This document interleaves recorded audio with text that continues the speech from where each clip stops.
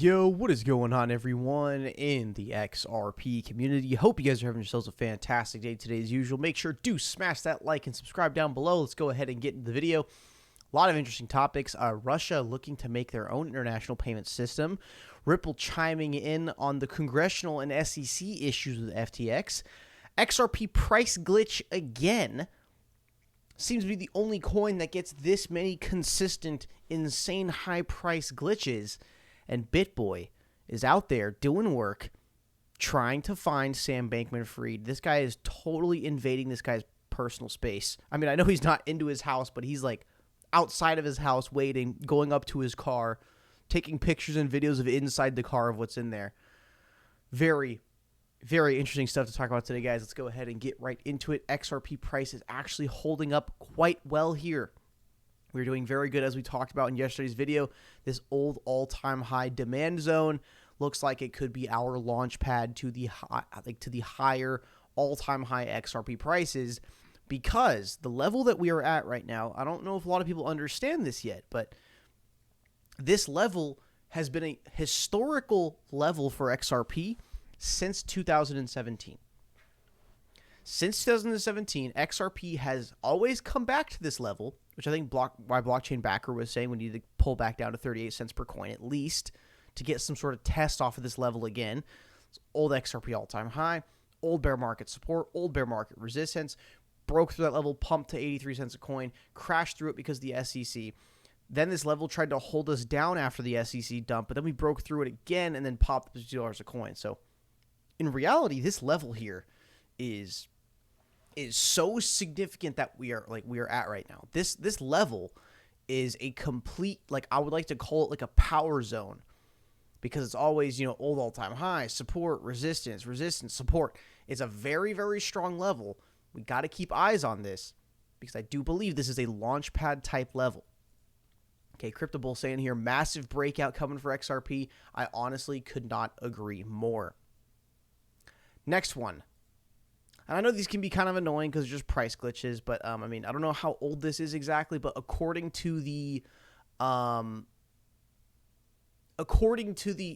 prices you're seeing here, the XRP USD, XRP Canadian dollar, this does seem to be a little bit old, because if my eyes are doing me justice here, this is saying 22-cent XRP in America and 31-cent XRP in Canada. So this is a old video, but nonetheless, it is that price glitch. It is that price glitch. And the weirdest thing is that XRP is the only coin with this many reported price glitches that happen on the network. You could speculate and you could theorize. You could put on your tinfoil hat and make all the conspiracy theories you want, because it is confirmed that Ripple does provide a privatized XRP ledger for central banks. So maybe the real private XRP ledger price is intersecting with the real price of XRP. I don't know what's going on there, but I do find it quite interesting how XRP is the only coin that gets this many price glitches. And again, I had to talk about this today because this was blowing up all over Twitter, even though, this video itself is actually old, because, it's XRP 22 cents a coin, which XRP has not been to 22 cents in a very, very long time. So is an old video, but since it is circulating and blowing up on Twitter today, I did have to show it to you guys. And then also, this is a separate price glitch. This was an exciting hour. This is when XRP price was shown on Coinbase as being around, $21 million per coin. Very, very weird. Okay. Next one.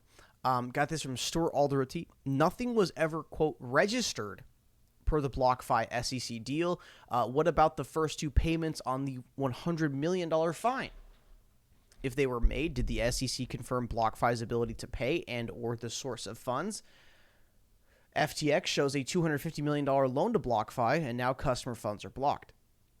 Despite BlockFi ending up intertwined with FTX and customers left holding the bag, the SEC still markets the BlockFi deal as another, quote, win for regulation by enforcement. Oh, what a tangled web. The next one. This comes a little bit earlier than the previous one. A primer. As part of the continuous watchfulness over the SEC, Congress is entitled to information, including about investigations, to make sure that the agency is not abusing its limited power nor diminishing Congress's role in shaping national policy. national policy. So a little bit of word from the wise over at the General Counsel of Ripple. Let's keep going here. So this comes off as quite interesting because we know the whole Sam Bankman-Fried FTX. They're like, as the days go on, as the months go by, more and more information is going to come out about this FTX stuff, because clearly right now the mainstream media is covering for Sam Bankman-Fried. I mean, he completely scammed everyone, lost tens of billions of dollars, and he got invited to a speaking event by the New York Times, and the media is covering for him, saying that, although his plans for a crypto exchange failed, so did his plans to save the world. Like, they're really, really covering for him. And actually, David Schwartz said something about this. Yes, David Schwartz actually did say something about this. If you go to his Twitter account and scroll through all his like jokey, Riddler posts, because I can't help, man. David Schwartz does post like a Riddler. It's weird. But if you scroll through all those posts and go to from about 2-3 days ago, he does have a tweet about like, wow, mainstream media actually covering for Sam Bankman-Fried and trying to protect him. So this comes out today from Whale Chart. Breaking: 8 congressmen tried to stop the SEC's inquiry into FTX back in March.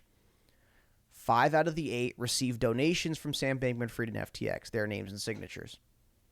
Tom Emmer, who is supposedly a very, very pro-crypto member of Congress, same with Warren Davidson, Byron Donalds, Ted Budd, Richie Torres, Josh Gadamer, Jake Oshin, I don't even know how to say that, Darren Soto. Yeah, so isn't that very, very weird how back in March of this year, Congress, 8 members, voted to stop the SEC's inquiry into FTX. Now, why? Why would 8 congressmen, 8 government officials, push so hard to stop the SEC from having an investigation into FTX? Now that $50 billion that got donated to Congress and donated to politicians kind of seems a little bit more explanatory. It's very funny how governments all around the world work. You can see the connections. They're as clear as day. But this is the first time they are truly defending a scammer. They are truly defending a outright scammer. And in the first place, you know what makes this even more of a crazier thing to me? Is that, okay, sure, there is an FTX US exchange, but the main big dog FTX exchange itself is not a US exchange.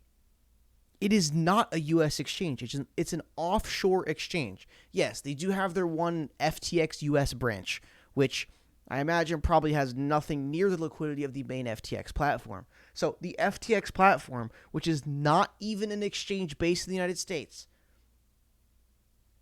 it's an offshore exchange, and they still got the attempted protection of 8 congressmen voting to not have the SEC investigate an inquiry into FTX. Yeah, it's like, try to tell me you got bribed without telling me you got bribed. This right here. All right. Next one, Russian President Putin calls to create a digital payment system for international settlements independent from banks and third parties. This is one thing with me that Ripple XRP kind of has just a little bit of a problem. Not a huge problem. It's just a little issue is, I'll just put it this way. These big, communist countries, whatever payment system they want to use, they're probably going to want to have full control over it. This is something I've kind of thought about for a long time now. I can totally see countries like United States, United Kingdom, Japan, Korea, Spain. I can see those countries for sure not having a problem, leveraging XRP RippleNet. But it's like the China, Russia, I feel like the only way they are going to have a brand new international settlement system is if they, in their own mind, get to have full control over that system. That's the only way they feel like they would actually be supportive of it. That's just my opinion. But again, it's just a little issue with XRP. This is nothing huge or anything. But nonetheless, interesting that Russia, yeah, they want to create an international settlement system independent from banks and third parties. So I wonder, maybe there's a little Ripple XRP in there, but I would honestly doubt it. Although there is some connections between Russian banks and Ripple. I know that for a fact. Don't have it ready on the spot for you guys, but if you go to Google, just type in Ripple XRP Russia. I remember there's something in my mind that's ringing a bell saying that there was some Russian banks that were, I don't want to say working with Ripple, but definitely at least talking with each other. All right. Next one for you guys today. If you are kind of bored of YouTube videos and your Netflix and your Hulu and your HBO and your mainstream media, I'm going to tell you guys this. Go to BitBoy Crypto's Twitter account every single hour and just hit the refresh button on your computer, because this guy is honestly making me crack up. He actually went all the way to Bahamas, and he is kind of indirectly harassing Sam Bankman-Fried, and I am loving it. I am loving it. Okay? Let's just spend some time. Let's go through BitBoy's account.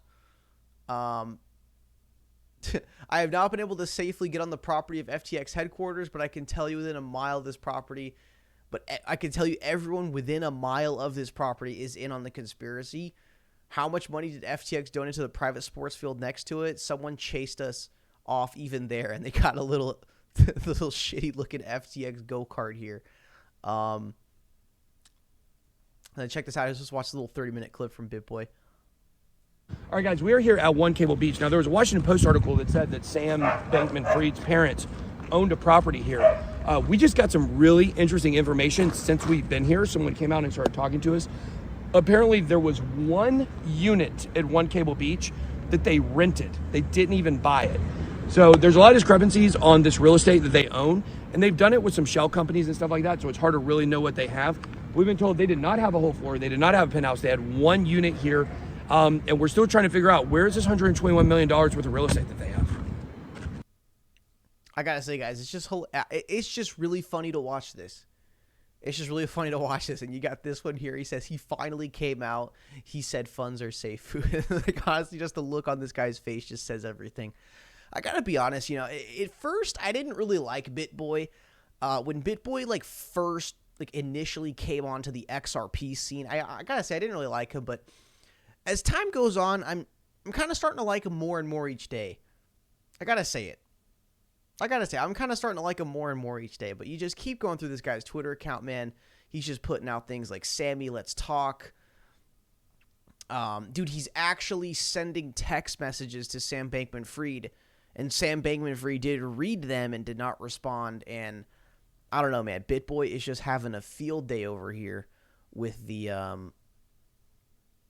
Yeah, he's just having a field day over here, saying throwback to when the security guard escorted us out. Brian was pretty cool, TBH. Sam, Barb, Joe are the ones who made him to it.